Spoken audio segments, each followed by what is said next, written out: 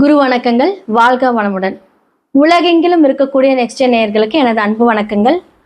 நான் உங்கள் டிஎன்ஏ மற்றும் பிரசன்ன ஜோதிடர் சுப்ரஜா சுரேஷ்குமார், கோவையிலிருந்து. ஸோ இன்னைக்கு நம்ம பார்க்க போகிறது ஆகஸ்ட் மாத பலன்கள். யாருக்கெல்லாம் ஃபேவராக இருக்க போகுது, யாருக்கெல்லாம் அன்ஃபேவராக இருக்க போகுது அப்படிங்கிறத நம்ம பார்க்க போகிறோம். பொதுவாக இந்த வீடியோவில் மேஷம்லேருந்து மீனம் வரைக்கும் நடக்கக்கூடிய அவங்களுக்கு என்னென்னலாம் கெரியரில் நடக்க போகுது, மாணவர்களுக்கு எந்தெந்த விஷயங்கள் ஜாக்கிரதையாக இருக்கணும், அதே மாதிரி தொழில் யார் தொடங்கலாம், யாரெல்லாம் பிளான் பண்ணலாம், இல்லை என்ன மாதிரியான காரியங்கள் மூலியமாக அதை நீங்கள் சரி செய்துக்கலாம் அப்படிங்கிற எல்லா விஷயத்தையும் பற்றி நம்ம பார்க்க போகிறோம். பொதுவாக பெண்கள் எந்த விஷயத்தில் ஜாக்கிரதையாக இருக்கணும் எல்லாமே ஆகஸ்ட் மாதத்தில் கண்டிப்பாக நம்ம பலன்கள் மூலியமாக சொல்லலாம். நீங்கள் இதெல்லாம் எப்படி சரி செய்துக்கலாம் அப்படிங்கிறது நான் சொல்லிக்கிறேன். முக்கியமாக இது பார்த்திங்கன்னா பொது பலன்கள் எதுக்கு எல்லாருமே சொல்கிறோம் அப்படின்னா, ஒரு சில பேர்த்துக்கு இது ஆப்டாக இருக்கும், ஒரு சில பேர்த்துக்கு பார்த்திங்கன்னா டிஃப்ரெண்ட்டாக இருக்கும். உங்களுடைய சுய ஜாதகத்தை பாருங்கள். ஏன்னா செவ்வாய் ரிஷபத்துலேருந்து மிதுனமுக்கு மாறுகிறாரு. அதே மாதிரி பார்த்திங்கன்னா சூரியன்லேருந்து எல்லா கிரகங்களும் அதனுடைய மாற்றத்தை டிரான்சிட் கொடுக்கும்போது நமக்கு என்ன மாதிரியான பலன்கள் நடக்கும் அப்படின்னு பற்றி தான் நம்ம பார்க்க போகிறோம். உலகளாவிய விஷயங்கள் பார்க்கும்போது அரசியலில் பெரும் மாற்றங்கள் வரப்போகுது. எதெல்லாம் நம்ம நல்லதுன்னு நம்புகிறோமோ அந்த மாதிரி விஷயங்கள் எல்லாம் பார்த்திங்கன்னா ஒரு ட்ராமாட்டிக் சேஞ்சஸ் நம்ம கொடுக்க போகிறோம். அதே மாதிரி உணவு சார்ந்த விஷயங்களை ஒரு பெரிய மாற்றங்கள் நம்ம பார்க்க போகிறோம். அதே மாதிரி நிறையா சீற்றங்கள், இயற்கை சீற்றங்கள், அழிவுகள், ஏன்னா இது கலியுகம் அப்படிங்கிறனால பார்த்திங்கன்னா அழிவுகள் நிறையா இருக்க போகுது இந்த மாதத்துலேயும். ஸோ நார்தன் சைடு எடுத்துக்கிட்டோங்க. அதே மாதிரி பார்த்தீங்க அப்படின்னா இன்னுமே இந்த துபாய் சைடு, கத்தார் சைடு, அதே மாதிரி உங்களுக்கு அமெரிக்கா, இது எல்லாமே சிறிய அளவில் பெரிய அளவில் பாதிக்க போகுது. ஸோ இதிலிருந்து கண்டிப்பாக நம்மளோட ப்ரேயர்ஸ் மட்டுமே தான் நம்மளை பாதுகாக்க போகுது. உங்களுடைய சொந்தக்காரங்க எல்லாருமே அங்கே இருப்பாங்க, கொஞ்சம் சேஃபாக இருந்துக்க சொல்லுங்கள். இந்த ஆகஸ்ட் மாதம் நிறைய சேஞ்சஸ் நம்ம பார்க்க போகிறோம். மேஷம்லேருந்து மீனம் வரைக்கும் எப்படிப்பட்ட மாற்றம், எப்படிப்பட்ட விஷயங்கள், பலன்கள் இருக்க போகுது அப்படிங்கிறத பார்க்கலாம். ரிஷப ராசி மற்றும் லக்னக்காரர்களுக்கு இந்த ஆகஸ்ட் மாத பலன்கள் எப்படி இருக்க போகுது? ஸோ உங்களுடைய இந்த கோச்சாரத்தின் அடிப்படையில் 2ஆம் இடத்தில் செவ்வாய் யார் உங்களுக்கு 7, 12. அப்போது புதனோட இணைகிறார். அதுக்கப்புறமா புதன் கடகத்துக்கு போயிடுறாங்க. தனித்த செவ்வாய் 2ஆம் வீட்டில் இருக்குது. செவ்வாய் 2ல் இருந்தா அப்படின்னா வாக்கு ஸ்தானத்தில் கவனம், பேசும்போது கவனமாக பேசுங்க. அப்போது நம்ம நினைப்போம், ஏன்னா உங்களுக்கே தெரியும் 11ஆம் இடத்துலேருந்து சனி வேற உங்களை பார்க்குறாரு. ஸோ ஆல்ரெடி ஒரு ஸ்லோனஸ் உங்களுக்கு கொண்டுட்டு வந்தாலுமே ஒரு லாப சனியாக இருந்தாலும் லாபத்துக்குரியவர் இப்போ வக்ரமாயிருக்கார்.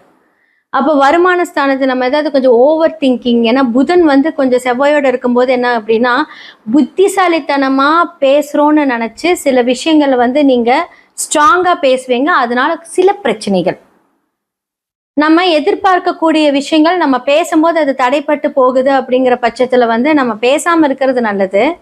ஆனால் புதன் வக்ர நிவர்த்தியாகி திரும்பவும் கடகத்துக்கு போகும்போது அவர் குருவோடும் சூரியனோடும் இணைகிறார்.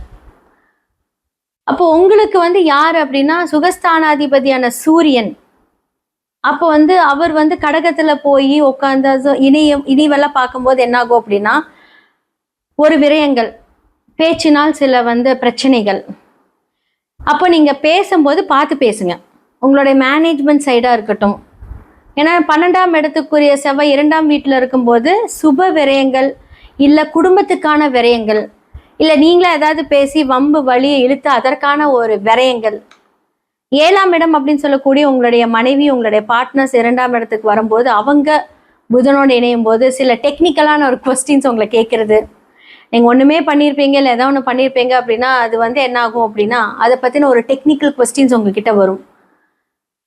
அப்போது என்ன அப்படின்னா உங்களுடைய செவ்வாய் புதன் இணைவு அப்படின்னும் போது என்ன அப்படின்னா புதன் உங்களுடைய வருமானத்தை ஸ்தானத்தை கொடுத்தாலும் இப்போ வக்ர நிவர்த்தி ஆகி அது ஒரு பேங்கிங். அப்போது நீங்கள் ஒரு இடம் வாங்குறதுக்கான ஒரு லோன், வீடு கட்டுறதுக்கான ஒரு லோன், இதுக்கெல்லாம் நீங்கள் பிளான் பண்ணிட்டு இருப்பீங்க. அதுக்கு பார்த்தீங்கன்னா உங்களுடைய மனைவியோட ஹெல்ப்போ, உங்களோட பார்ட்னரோட ஹெல்ப்போ, இல்லை கணவரோட ஹெல்ப்போ உங்களுக்கு சேரும். இதை இப்போ பண்ணலாமா அப்படின்னா அதிகமான வட்டியோட எதுவும் வாங்கக்கூடாது. ஏன்னா செவ்வாய் ஒரு இடத்துக்கு வருது அப்படின்னாலே அந்த இடம் கட் ஆஃப் ஆகுதுன்னு நினச்சிக்கோங்க. ஒரு ஸ்ட்ராங் ஏன்னா விரையாதிபதியாகவும் உங்களுக்கு வராரு இல்லையா, அப்போ வந்து என்ன அப்படின்னா அதை ஸ்ட்ராங் அந்த விஷயத்த வந்து ஆரம்பத்தில் எவ்வளோக்கு எவ்வளோ ஈகராக ஒரு விஷயத்தை எடுக்கிறீங்களோ அவ்வளோக்கு எவ்வளோ வந்து சடனாக ஸ்டாப் பண்ணுவீங்க.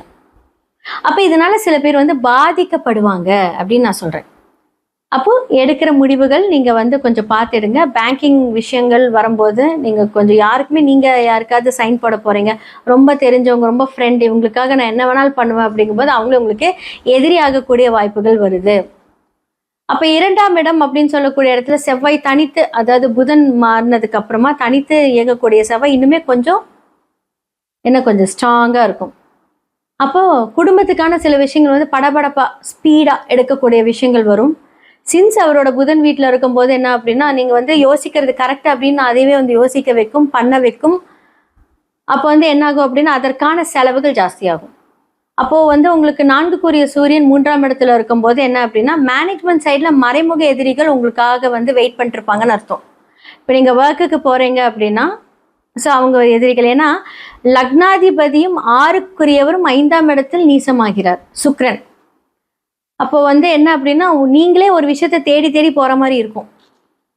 அதன் மூலியமாக இப்போ லோன் வாங்குறது, நான் சொன்ன மாதிரி இப்போ ஏன்னா புதன் வீட்டில் செவ்வாய் இருக்கும்போது பூமிக்காரகன் 2ஆம் இடத்துல இருக்கும்போது பூமி சம்மந்தப்பட்டவங்க, சகோதர சகோதரிகள் இடத்தில் பிரச்சனை. ஏன்னா சுக்கிரன் அங்கே லக்னாதிபதி நீசமாகும் போது அவங்களுடைய பவர் ஜாஸ்தியாக இருக்கும்.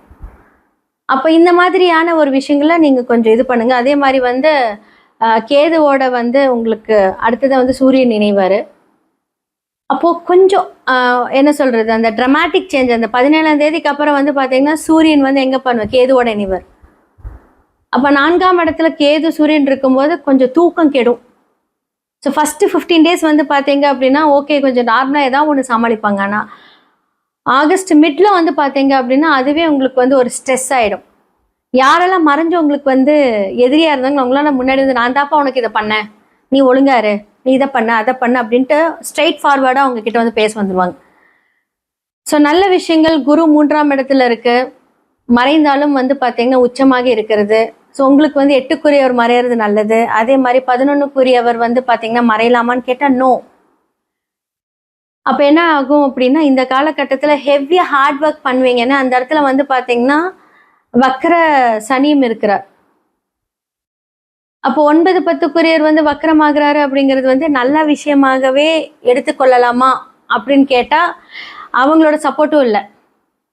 அப்போ கொஞ்சம் நிதானிச்சு கொஞ்சம் இந்த மாதத்தில் மட்டும் கொஞ்சம் கரெக்டாக அதை கொஞ்சம் ப்ராப்பராக கொண்டுட்டு போய்க்கோங்க ரிஷபம். மற்றபடி வந்து கொஞ்சம் தூக்கம் இருக்காது, கொஞ்சம் புலம்பல் ஜாஸ்தியாக இருக்கும். நம்ம இவ்வளோ ஹார்ட் ஒர்க் பண்ணுறோமே, ஏன்னா சனி வக்கரத்தில் இருக்காருல, வெயிட் பண்ணுங்க சரியாயிடுவார். ஸோ அவர் வக்கர நிவர்த்தி ஆகும்போது எல்லாமே இதாகும். ஆனால் இந்த காலகட்டத்தில் கொஞ்சம் ஹார்ட் ஒர்க் பண்ண உங்களுக்கு கண்டிப்பாக ரிட்டர்ன்ஸ் ரொம்ப நல்லாயிருக்கும். ஸோ செவ்வாய் அப்படிங்கிறது வந்து பார்த்தீங்கன்னா சகோதர காரகனையும் குறிக்கும். அப்போது சகோதரர் அப்படின்னு சொல்லக்கூடிய வந்து பார்த்தீங்கன்னா உங்களோட இளைய சகோதரமாக இருக்கட்டும், இல்லை உங்களுடைய மூத்த சகோதரராக இருக்கட்டும், கொஞ்சம் வாக்குவாதங்கள் இல்லாமல் பார்த்துக்கோங்க. கொஞ்சம் குடும்ப ரீதியான ஒரு பிரச்சனைகள் இங்கே வந்து தெரியுது. கடன் வாங்கியிருந்தீங்க அப்படின்னா கண்டிப்பாக அதற்கான ஒரு ஸ்ட்ராங்காக வந்து பேங்க் வந்து லீகலாக அவங்க கிட்ட வந்து சந்திப்பாங்க. இந்த காலகட்டத்தில் நீங்கள் உங்களோட சுயஜாதகத்தை பார்த்து அது என்ன பண்ணணும் அப்படிங்கிறது சரி செய்துக்கோங்க. திருமணம் அப்படின்னு சொல்லக்கூடிய விஷயங்கள் இந்த மாதத்தில் வேண்டாம். ஏன்னா நான் ஆல்ரெடி இந்த மேஷத்துக்கு சொன்ன மாதிரியே தான் ரிஷபத்துக்கும். ஸோ 5ஆம் இடத்துல வந்து சுக்கிரன் நீசமாக இருக்கிறதுனால, லக்னாதிபதி 6க்குரிய நீசமாக இருக்கிறதுனால நம்மளாலே ஒரு தெளிவான முடிவு எடுக்க முடியாது. இந்த மாதத்தில் உங்களுக்கு வந்து பவர் கொஞ்சம் கம்மியாக இருக்குது. அப்போது வந்து கொஞ்சம் அதை வந்து ஸ்டடி பண்ணுறதுக்கு இந்த மாதத்தில் வந்து கொஞ்சம் அமைதியாக இருங்க. எந்த வம்பு சண்டைக்கு போக வேண்டாம். தானாக வந்த வம்பு வந்துச்சுனாலும் விலகி போயிடுங்க. வீட்டில் உங்ககிட்ட சண்டை போடுறாங்க அப்படின்னா நான் பேசுகிற மூட்லேயே இல்லை அப்படின்னு சொல்லிட்டு போயிடுங்க. ஸோ இந்த மாதிரி விஷயத்த கொஞ்சம் தவிர்த்துக்கிட்டிங்கன்னா நல்லாயிருக்கும். ஸோ பெண்களாக இருக்கிறீங்க அப்படின்னா நீங்கள் வந்து பார்த்தீங்க அப்படின்னா கொஞ்சம் கடினமாக உழைக்கணும்.